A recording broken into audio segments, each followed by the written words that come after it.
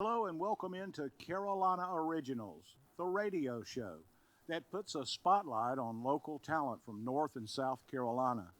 Deborah Hutchinson is my guest on the show on stage at the Greenwood Community Theater as part of Hometown Hodges. Hello, Deborah. How you doing? I'm doing great. I didn't get a chance to get up here and talk to you while you were singing a while ago and doing your performance, but wow, your dress is really sparkling over here. Kind of Christmassy, huh? Unbelievable. Right here at Christmas time in 2020, what, December 3rd, I know. 2020, as we do this show. And Deborah, singer songwriter, has been very successful in the music business, and we're glad to have her here with us today. You call Greenwood home. I call Greenwood home. I went to Marywood grade school, lived in Idlewood. My dad worked at Kimstrand and Monsanto and Solutia until he retired. Yeah. And my mom had the first Merle Norman cosmetic studio in the 60s and used to do the makeup here in the little theater for Bo Hopkins and everybody that was doing plays. Wow. It was great. Bo Hopkins. My dad, Matt Gleaver. Yeah. Oh, yeah. I'd love to have seen him on this stage. I never did get to see him here, but I got to see him later. He's seen me sing. I've done some venues with him there, and he loved it. Yeah. Except he wore his golf shirt, and his golf hat. He loved golf. Well, I know he would be proud of you right now. Yeah. He did get to hear your songs you recorded before he passed away, but what a super guy. Yeah. And here it is in a rough time, Deborah. That we have It is certainly this just virus, horrific.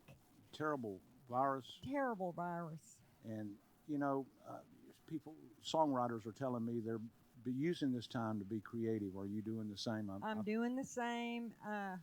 I'm writing, and I know everybody's doing virtual video and virtual everything because of this virus. And the only thing I can do every day is wake up and pray and say to God to heal the world, which hopefully this vaccine, they say, will help us. And God have mercy on everyone. That's right. That's all I know. Yeah.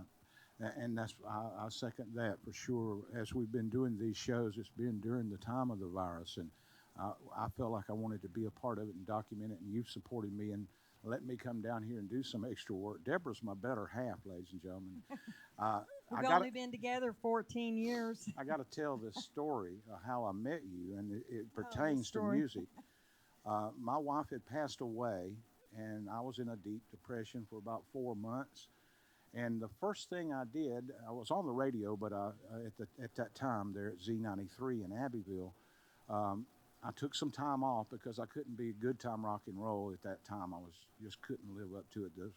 I've overcome a lot on the air and was able to go on, but I couldn't at that point. But so I finally get back on the air, and the first thing I hear is someone says, "I'm planning a concert over at the Greenwood Civic Center, and we would like for you to maybe do some trivia about the Andy Griffith Show." Oh, really? Oh, okay. That sounds good to me. And I said, well, maybe that'd be a good time for me to come back out for the first time and do things. And so I did proceed to go on and ask Andy Griffith trivia about different episodes on the radio, gave away tickets to the Greenwood Civic Center, which is no longer, but we did have lots of great shows there. And the Dillards were booked.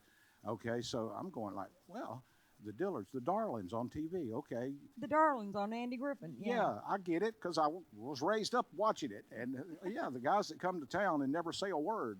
Right. And then there's, what was Ernest T. Ernest T. Ernest Bass. T. Bass, I loved him. He was always in love with what, Darlene on the show? Darlene, yeah. Yeah, and so Darlene.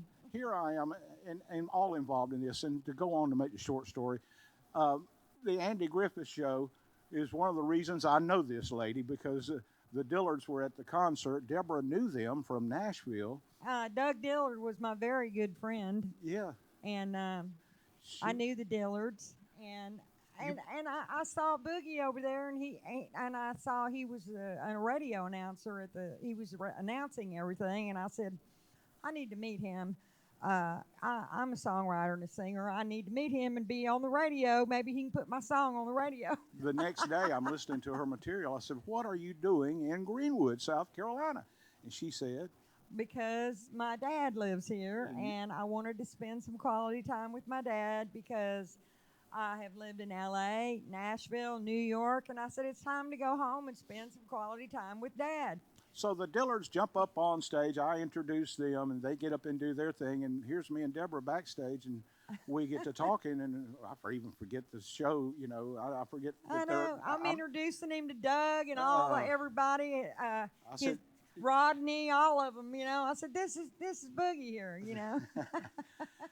and because of that, that brings us to this point. We've been together since then. I sunk my Yeah, teeth 14 years. in her music, and I found out that it's just strange things happen and miracles happen, and so thank you for everything and Thank support. you, honey.